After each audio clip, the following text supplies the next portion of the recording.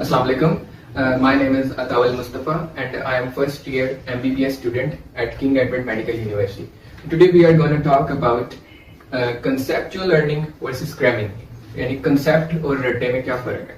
तो हम एक तो ये बात करेंगे what is conceptual learning, what is रट्टा and how to build concepts, how to apply the concepts और conceptual learning को कैसे apply कर सकते हैं and which comes in handy and what did I follow during my MDCAT. And basically that's it. So first we're going to talk about what is conceptual learning. Basically conceptual learning is understanding of the topic.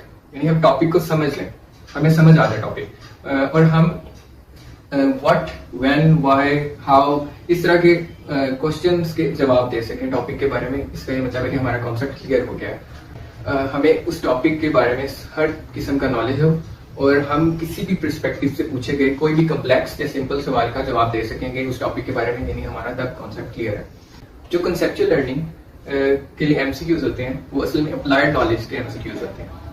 For example एक PMC के पे test में question था, addition of second electron to a unit negative ion is dash process. तो अगर हम concept हमारा clear है इस बारे में तो हमें पता है answer, it is an endothermic process. So moving on, what is रट्टा? cramming क्या है?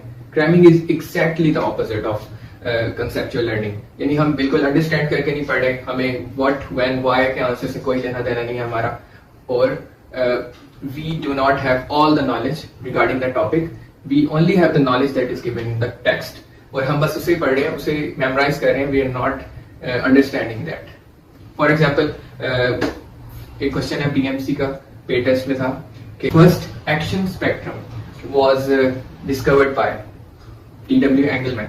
तो इस तरह के सवाल जो फैक्ट्स और लॉज की बेस करते हैं, डेफिनेशंस की बेस करते हैं, उसके लिए हमें क्रैमिंग या फिर मेमोराइजेशन की जरूरत है. उसके ऊपर हम कंसेप्चुअल लर्निंग अप्लाई नहीं कर सकते.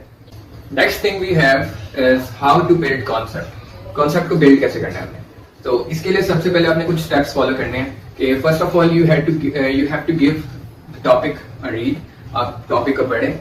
जब आप टॉपिक को पढ़ेंगे तो आपके पास कुछ एसेंशियल पॉइंट्स या कुछ मेन पॉइंट्स आ जाएंगे टॉपिक के बारे में. तो उससे आप एक मेन आइडिया फॉर्म कर सकेंगे कि टॉपिक किस चीज के बारे में. अब उस मेन आइडिया के बाद अगर आपको उस टॉपिक के बारे में कोई भी आपको सवाल आता है ज़हन में, if you have some confusion, तो उस क्वेश्चन को आपने किसी भी प्लेटफॉर्म पे गूगल वगैरह पे सर्च करें. उसके बारे में अगर आपको कोई नई चीज मिलती है तो उसे भी आपने अपने नॉलेज में ऐड कर लेना और फिर आपने we have to memorise it. उसे आपने जो सारे स्टेप्स होंगे सारा आपने पढ़ा है, आपको कंसेप्ट आपके बिल्ड हो गया, आपने नॉलेज हासिल ले लिया, अब उसको आप मेमोराइज कर लें. ठीक है, इससे आपका एक कॉन्सेप्ट बिल्ड हो जाएगा. अगर आपने चेक करना है कि मेरा कॉन्सेप्ट बिल्ड हुआ है, I have done conceptual learning, आप टेस्ट करना चाहते हैं, फिर आप किसी को टॉपिक पढ़ाएं, you teach the topic to someone. कोई आपका भाई है वगैरह, किसी को आप टॉपिक पढ़ाएं, अगर आप उसे समझा सकते हैं then you have your concept clear. अगर आपका भाई वगैरह नहीं है, आप अपने आप को भी पढ़ा सकते हैं. तो अगर आपको समझ लग जाती है that means you have clear concept. Next thing is how to apply that concept to solve the problems. MCQs को कैसे सॉल्व करेंगे आप उस कॉन्सेप्ट को अप्लाई करते हुए. तो उसके लिए अब मैं कुछ एक एग्जांपल देता हूँ. फॉर एग्जांपल एक क्वेश्चन है कि if an organism diploid cell have 38 number of chromosome, what will be the number of chromosome in diploid cell. तो आपने ये टॉपिक पढ़ा हुआ था, आपके फॉरन ब्रेन जब आप ये क्वेश्चन पढ़ेंगे, अगर आपने टॉपिक पढ़ा हुआ है, आपने कॉन्सेप्ट बिल्ड किया हुआ है इसके बारे में, आपका फॉरन ब्रेन क्लिक करेगा कि जो डिप्लॉयड सेल होता है हैप्लॉयड सेल में उससे हाफ नंबर ऑफ क्रोमोसोम्स होते हैं. आप फॉरन अपना अप्लाई करेंगे नॉलेज को और आपके पास आंसर आ जाएगा. अब जरूरी नहीं है कि वो आपसे सिर्फ इसी तरह सवाल पूछे. अब वो किसी भी पर्सपेक्टिव से अगर आपसे सवाल पूछेगा कि आपको कहता है कि एक ऑर्गेनिज्म है, उसके सोमैटिक सेल में ये नंबर है क्रोमोसोम्स का, तो आप गैमीट्स में बताएं. वो किसी भी तरह क्वेश्चन पूछेगा, अगर आपको कॉन्सेप्ट क्लियर था तो आप उसको आंसर कर सकेंगे. ठीक है. अब कुछ क्वेश्चन ऐसे होते हैं जिनमें दो concepts at a time apply हो जाते हैं. फॉर एग्जाम्पल फिजिक्स का क्वेश्चन है कि what is the angular momentum of photon. तो आपने अगर पढ़ा है तो आपको पता है इसका आंसर 0 है. इसमें दो कॉन्सेप्ट लग रहे हैं. Number one concept is what is photon. Photon के बारे में आपको कॉन्सेप्ट क्लियर होना चाहिए कि फोटॉन एक ऐसा पार्टिकल है which has no mass. और angular momentum, what is angular momentum, दूसरा कॉन्सेप्ट ये लग रहा है. अगर आपको उसको फॉर्मूला आता है, कॉन्सेप्ट क्लियर है उसका, तो आप फॉर्मूला अप्लाई करेंगे, दोनों कॉन्सेप्ट्स को अप्लाई करेंगे तो आपके पास आंसर आ जाएगा। यानी अगर आपने कॉन्सेप्ट बिल्ड किया हुआ है तो आपको सोचना नहीं पड़ेगा, आपका ब्रेन खुद क्लिक करेगा और स्टेप बाय स्टेप आपका आंसर जनरेट खुद ही कर देगा in a matter of seconds. Moving on, what comes in handy, concept और या फिर रट्टा लगाना।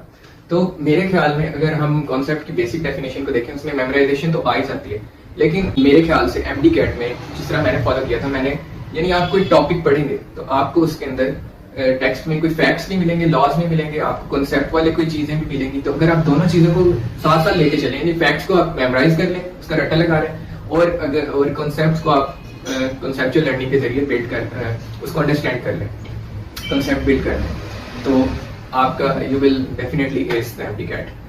सो that's all my fellows, hopefully you will get good marks in the MDCAT. और एंड पे ये कहना चाहूंगा कि यही मौका है आपके पास मेहनत करने का, यही आपके पास टाइम है, टाइम दोबारा वापस नहीं आएगा, इसलिए अभी आपके पास मौका है, आप जितनी मेहनत कर सकते हैं करें, जितना टाइम लगा सकते हैं पढ़ाई में लगाएं। And thank you very much.